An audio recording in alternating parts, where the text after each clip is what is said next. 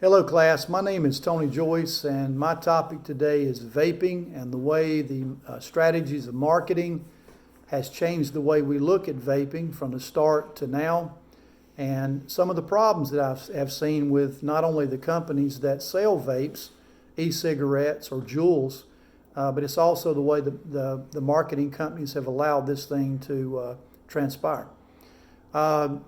Vaping is not new. It's something that's been around for thousands of years. Back in the ancient Egyptian area, they would vape off of rocks. That journey goes all the way back over to India. Those hookah vapes they had back then are still being used today. Those techniques have kind of come full force into what they call Juuls or e-cigarettes, or the smaller version of vapes today. The problem I see with vaping is the way the marketing teams have strategized and tried to go after the young adults for the marketing. Coming from high school, Providence Grove High School here in Randolph County of 10 years, I've taught business there. The problem with my room on the second floor was right beside both bathrooms, male and female bathrooms. You could smell the vape smoke coming through the air conditioning systems, and that's how strong it was at our school, something we had to fight every day. The problem is the sweet liquids that most companies are using in their products. It seems that their target audience is the younger generation, even though they're saying it wasn't. Working for the high school like I did, I seen this and we had to fight it day after day. Having 5 children of my own and 6 grandkids, you can see that this topic was very important to me to try to figure out how did we get to this point, especially when it comes to marketing. I'm hoping and praying that this lesson that I'm sharing with you will kind of touch some of you if you have children or grandchildren that may open up the light to where this marketing area has hit and tried to hit our young adults. I even got a guest speaker here today with me that's going to be talking about firsthand one of the family members that have been affected from vaping. I hope this report will shed some kind of light on the problem that our society is facing and the marketing strategies and responsibilities vaping companies have, especially to the consumer. When vaping hit the market hard and was introduced as a safe alternative, and it's all about the negative research that we have on the effects of nicotine and the addiction and that play off the addiction that people have for cigarettes. And I have quite a few members of my family that have that addiction of smoking. For example, one of the marketing ads says, "Stop smoking, start vaping." The bad thing is on week 1, it says your sense of taste and smell improves. In 12 weeks, your lungs regain the ability to clean themselves. 8 months is talking about your lung function begins to improve if you're vaping. Now, we're not talking about cigarettes. We're talking about vaping. 1 year, your risk of heart disease and heart attacks are cut in half. And as we can see in the news today, there's no way that's true. Now, how did they target kids? I mean, what are they trying to do? We're talking about the sweet smells, something like cotton candy or cherry or strawberry, something that attracts a kid, cotton candy, ice cream flavors. Those things are really big in the vaping world. What we had found in the high school setting is the problem with vaping is there's marijuana liquid being used in some of the liquids that are in there, and it cannot be detected unless you do a drug test or you test the liquid itself. The problem that I see now with vaping is the way vaping is being viewed by the customers, consumers, and the lack of trust, because now companies have marketed their products and the target audience is mostly children. The one thing I wanted to show you that they said, oh, we're a safe alternative, is this next ad. And it's talking about more doctors vape than use traditional cigarettes. This was one of their ads, letting you know, hey, it's okay for doctors to do it, so it must be okay for our society to do it. Then they start introducing appealing flavors and offering college scholarships. The ones that manufacture and sell e-cigarettes, they're aggressively targeting our young adults. I know that being 57, almost 58 years old, I've seen the change in my lifetime of how addiction runs rampant, and people trying to fight the addiction will do anything they can. And this is where these ads are taking and targeting poor people that have an addiction and trying to give them a safe alternative. And now people are dying because of it. The bad thing is there are federal regulations on e-cigarette marketing allowing companies to promote their products through traditional outlets such as TV and radio, despite a ban in 1971 on cigarette advertising on both outlets to reduce cigarette marketing to children. Well, we're not too worried now about the cigarette smokes with children, but are we? It says that 98% of the people that start vaping will turn to cigarettes once the vaping is not satisfying their craving. The bad thing is e-cigarette companies continually take advantage of the marketing outlets, including the internet, because of social media is such a big place for all our young adults, especially millennials. The retail environments and recreational venues, they're all there trying to show that their market for this e-cigarette vaping is okay to do. It's supposed to be the cool thing to do. As I showed you in that first ad, it's telling you that it is the safe alternative. That was one of the first ads that hit the market. The problem is, we're finding out today it's not. The death toll is going to rise and going to continue rising because people are starting to be addicted to the liquids, which are poisonous liquids in e-cigarettes. I just don't understand how we've got to this point. I talked to Dr. Doe, our family doctor. He said there's harmful chemicals. That is the one thing that sticks out to him when reading every website, every article, and just thinking about the possibilities of what it's doing to your lungs. They're having esophagus problems. If you already have a problem with your esophagus or your lungs, you're intensifying or raising the possibility of some really main problems happening more and more. It's like a 75% increase is what he was telling me. The bad thing is, to create an e-liquid, nicotine is extracted from tobacco and mixed with a base, usually some chemical, and may also include flavorings and colorings and other chemicals that are very harmful for the lungs, and they damage the lungs. Many substitutes can be vaped, but most common variations of flavored e-liquids are coming in small bottles or pre-filled pods for their cartridges.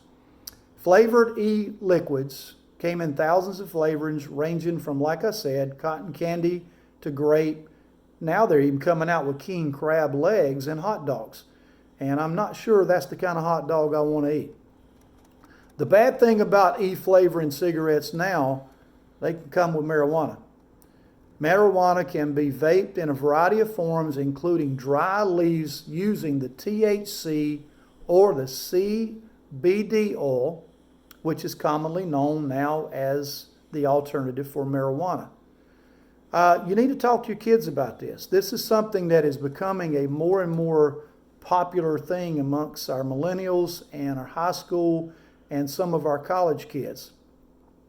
As an educator of 10 years, I found myself learning a lot about the vaping in our classrooms. The bad thing is, I was very naive to the fact that teaching a computer lab, having 30 computers, the kids would bring in a Juul, which looks like a flash drive, and plug it in. The bad thing is, there was one day the kid back there had it plugged in. I finally figured out what a Juul looked like. I took it from him, as I did, had a write-up for the kid, sent him to the office, sent the Juul to the SRO, called the next day, and yes, there were traces of an illegal substance present in the vape. So after the investigation, marijuana was present. The student, a straight A student, was suspended for 10 days, which in most cases will allow a kid to fail all of his classes by the Randolph County standards now. And the bad thing is, this was his first incident. First time he had ever been in trouble. And the one incident for him, by the book of Randolph County policies, this kid was targeted for someone that had been buying drugs. The bad thing is, nothing in the student handbook had indicated about vaping. So that's where they took it to the school board. And it was all about marijuana use and cigarette use and also bringing weapons to school. But nothing about vaping was in our policy book. So the parents filed a complaint through the school board, won the complaint. The student was reinstated in the school without the 10 days. And we had to go back and also change a lot of the grades that he had missed from a 0. He had got a chance to make up all of his work. The bad thing is, today we're in denial. We always seem to be in denial of the problems society is facing, especially in the United States. The one thing I wanted to show you is, now the marketing companies, now that all the deaths have come out there, they've come out with a new ad and given parents the warning. It tastes like cotton candy. Then there's all kinds of warnings at the bottom telling you about the dangers of vaping and what it does to your lungs and the possibility of death. So those things are now hitting the market, but who's liable? Are just the e-cigarette, vapors, and Juul companies, are they the only ones that we find liable in this incident? I don't think so. I think the marketing companies should do a little research themselves before they do this, but it's just about a money figure. Bottom line, what are we doing here? The bad thing is, on my report that I'll be turning in to the professor, also shows a back-to-school sale for vaping items. Okay, now hang on just a minute. If we're looking at a back-to-school sale, that's almost like telling my wife, hey, there's a back-to-school sale on clothing. Let's get it ready for our daughter, which is in high school still, and let's save some money. Who are we targeting?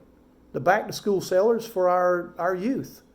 So you're telling me now, once again, there's another ad, back-to-school sale for Juuls, but we're not targeting our youth. Just total lies, in my opinion. I'm going to bring in a really good friend of our family. His name is Seth Arrington. And I'm going to have him to kind of describe what his family has gone through, to tell you exactly how this thing has hit his family pretty hard with their member that is still in the hospital. Seth, if you'll come on in to the camera view, we're going to give you a little bit of an interview, a little bit of press time here, and kind of help me with my project and state. Welcome, Seth. And ladies and gentlemen, I'm going to give the floor to Seth and let him tell you a little bit about the vaping problems. So I have a cousin who is a sophomore in college, and it all started his senior year of college. He never done anything, never experienced anything, didn't drink, didn't do anything. And then one of his friends brings in a Juul and introduces it to him. Well, it all started his senior year, and it was a mango flavored Juul. And he got addicted, and now he's a sophomore in college. So he comes home during break this year and complains to his parents that he's coughing really bad, breathing really heavy, his chest hurts. So they take him to the doctor. Well, the doctor thinks he has pneumonia. Well, they treat him for pneumonia. And he goes back to school, and he calls home one week and says, it's not any better. The coughing's gotten worse. My chest hurts. Heavy breathing's even worse. So he comes home. They have another visit to the doctor, and his parents doesn't know that he's Juuled or, e-cigarette. So they come to the doctor again, and the doctor, well, he thinks they run all kinds of tests. He thinks it might be bronchitis. Okay, well, they treat it for that. Well, 2 weeks, 3 weeks pass on by, and he gets even worse. He can't go to class because it's such a hard walk from his dorm or apartment to the classroom. So he's been skipping class, and his parents find out. His grades are slipping. Well, they want to know what's going on. Well, he finally comes out and tells them that it all started his senior year, and he started Juuling or e-cigaretting, and it was mango. Well, now he's doing all kinds of stuff with it being with CBD oil for marijuana.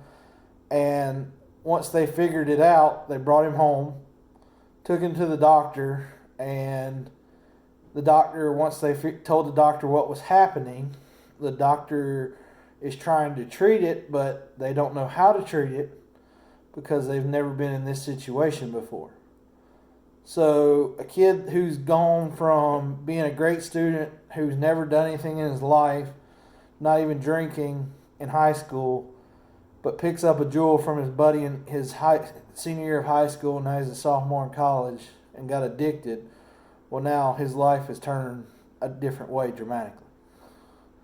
And our family, doesn't know what to do or where to go because we haven't seen people experience this, but we don't know how, the doctors don't know how to treat this yet because it's so new. The bad thing is, ladies and gentlemen, is what we're talking about. I do not want to see any of your family members have to go through this. So where does the liability stand? Of course, we're going to have some problems with this in the future because we've already seen the lawsuits of all these tobacco companies. And with us living in North Carolina, me working at Wake Forest University right outside of R.J. Reynolds, we understand the impact that the economy has with the sales of cigarettes in North Carolina. The e-cigarettes, the vapes, the Juuls have created such a problem.